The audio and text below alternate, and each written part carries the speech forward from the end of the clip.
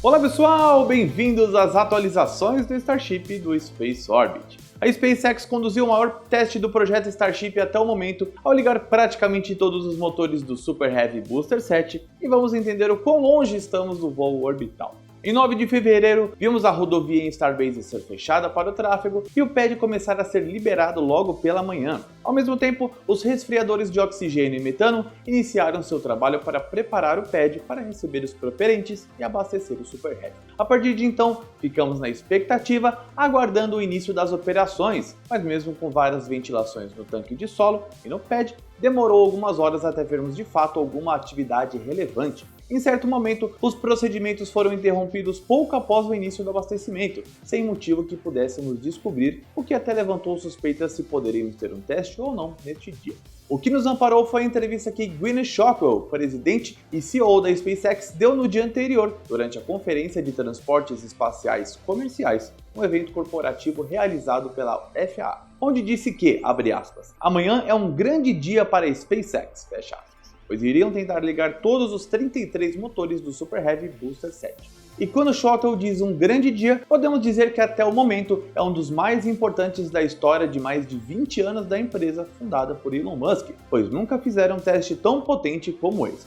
Pode parecer um dado qualquer, mas nós sempre vamos reforçar a importância do que estamos assistindo nos últimos anos, pois nunca o ser humano teve veículos espaciais tão potentes, com tanta variedade de foguetes e projetos de concepções diferentes. O Starship se destaca por suas dimensões enormes e números astronômicos, mas ele não é o único e mostra o quão agitada está esta ou estas novas corridas espaciais que acontecem na atualidade. Voltando ao teste, o abastecimento do Super Heavy começou e vimos os tanques começarem a ser preenchidos com oxigênio e metano líquidos, bastante rapidamente. Com o objetivo de manter a integridade da estrutura, a parte inferior foi completada para dar suporte ao tanque superior, enquanto este foi colocado basicamente o necessário para a queima que viria a seguir. E para nossa surpresa, vimos a SpaceX fazer algo muito incomum, abrir uma live em seu canal oficial e transmitir o teste ao vivo em altíssima definição para o deleite dos fogueteiros e fogueteiras. O relógio ficou travado em 40 segundos, aguardando a liberação para soltar as chamas no pad orbital, e pouco tempo depois, o momento de maior tensão começou. A contagem foi diminuindo e restando 14 segundos aproximadamente, a queima iniciou. Vimos uma quantidade inacreditável de labaredas se espalharem por todos os lados, juntos a uma cortina de fumaça que superou a altura da torre de integração com seus 146 metros. A queima durou poucos segundos e nos deixou na expectativa de que tudo tivesse ocorrido bem, principalmente porque não vimos nada explodir. Após a poeira começar a baixar e se dispersar, lá estava o Super Heavy Booster 7 apoiado no pad, inteiro e sem avarias aparentes, para o alívio da SpaceX e fãs do espaço em todo o mundo que acompanhavam apreensivos o desfecho de tal evento. A princípio pensamos que todos os motores haviam funcionado, mas o titio Elon se pronunciou no Twitter confirmando o sucesso do teste, mas com 31 motores apenas. Um dos Raptors foi desligado propositalmente antes da ignição, enquanto o outro simplesmente não funcionou. Porém, Musk disse que ainda é suficiente para levar o Starship à órbita. Lembrando que os projetos atuais de foguetes possuem uma maior quantidade de motores por diversos motivos de redução de custos, facilidade de fabricação, rendimento e também redundância em caso de falha. Exemplificando, é como segurar um peso de 20 kg com uma corda rígida. Ela é suficientemente forte para sustentar o objeto composto de ferro, mas caso escorregue da sua mão, ela cai no seu pé e te machuca. Caso você tenha 4 cordas, mesmo que ainda finas, elas serão capazes de aguentar aquela massa, mas caso uma escorregue, as outras 3 conseguem dar conta do trabalho sem grandes esforços. Isso no caso de um lançamento de foguete, previne que uma falha de motor arrisque perder a carga, adicionando uma margem de segurança, mesmo que com um pouco de redução da capacidade e com necessidade de ajustes futuros na órbita. Se considerarmos que o Starship em seu voo inicial não terá nenhuma carga, ou no máximo um simulador de massa, um nome bonito para um peso enorme colocado na coifa, a SpaceX estará trabalhando com muita gordura para queimar, então pode-se dar ao luxo de perder um ou mais Raptors. Agora é analisar os resultados detalhadamente para encontrar possíveis falhas que venham a complicar o voo orbital. Os Raptors problemáticos serão substituídos e outros que possam apresentar defeitos também podem ser trocados por prevenção. Posteriormente, a SpaceX confirmou que ocorreu um teste estático de duração total que foi capaz de gerar 3.600 toneladas de força de empuxo, menos da metade da quantidade nominal que consegue gerar, muito provavelmente para não estressar o pad e nem correr o risco de colocar o Super Heavy para voar antes do esperado.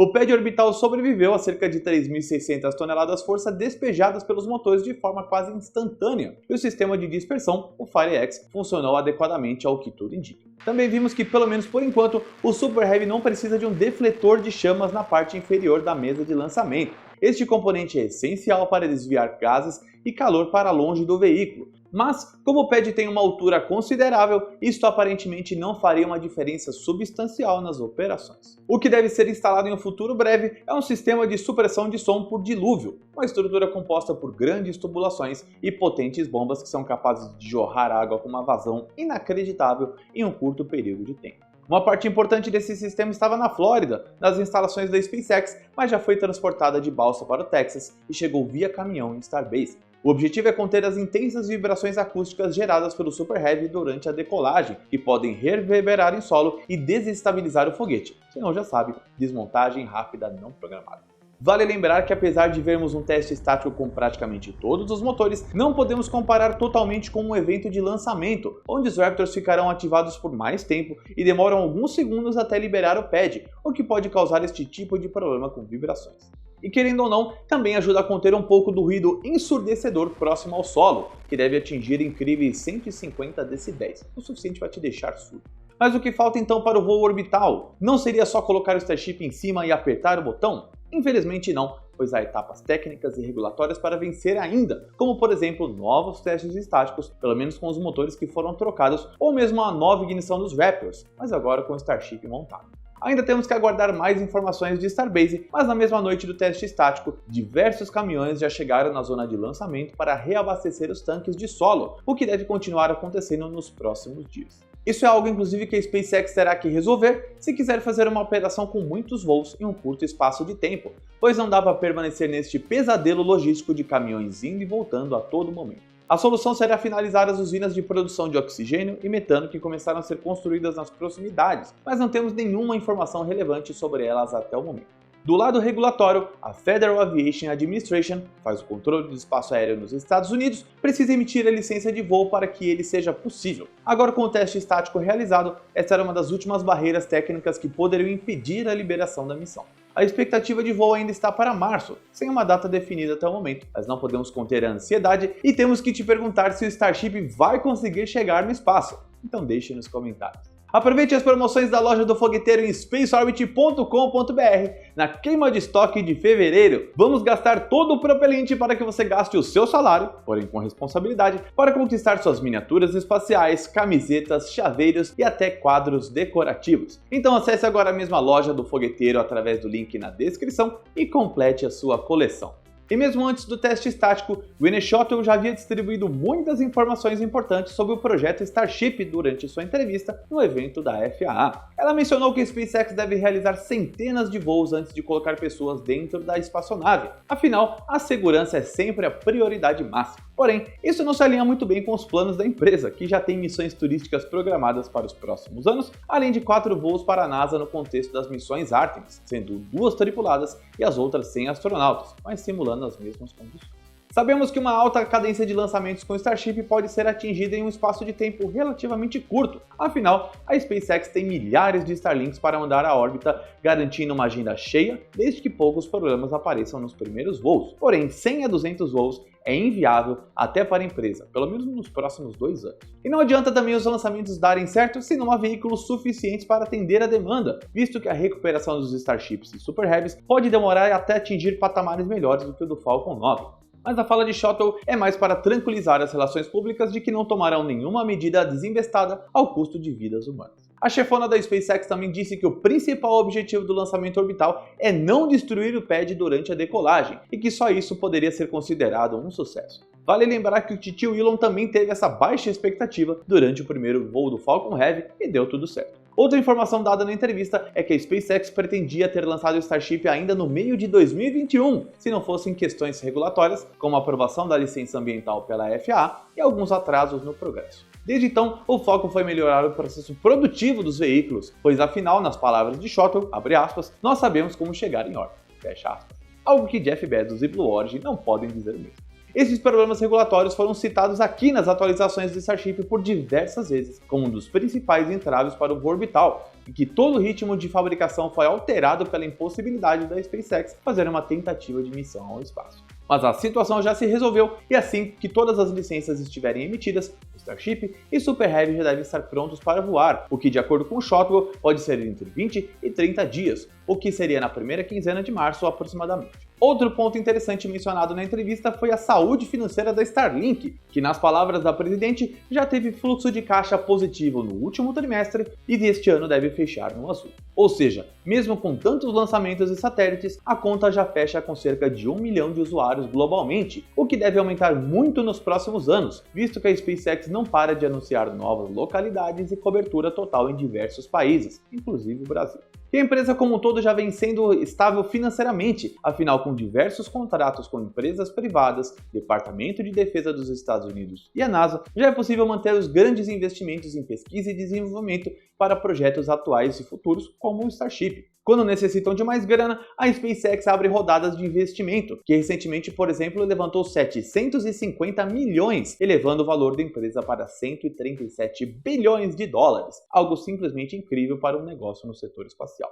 Mas dinheiro não importa quando as ambições de tornar a espécie humana multiplanetária são mais urgentes. Vemos projetos espaciais aparecendo há décadas, uns melhores, outros piores e muitos que ficaram só no papel e nos nossos sonhos de fogueteiro. Mas o Starship é uma realidade palpável, quantificável e que vai nos proporcionar um salto civilizatório. Somos frágeis e nos esquecemos disso dia após dia, pois a Terra nos proporciona tudo o que precisamos: água, alimento, ar, além de tudo o que criamos com a nossa magia, que chamamos de tecnologia. Não sabemos quando um asteroide poderá entrar despercebido em nossa atmosfera e causar um cataclisma, ou uma explosão de supernova em alguma estrela relativamente próxima possa bombardear nosso planeta com raios cósmicos, com o potencial de exterminar a vida como conhecemos. Podemos também matar nosso próprio lar com alterações climáticas, poluição do ar e mares, que mesmo que não cause o nosso fim, pode nos levar ao caos, fome e involução.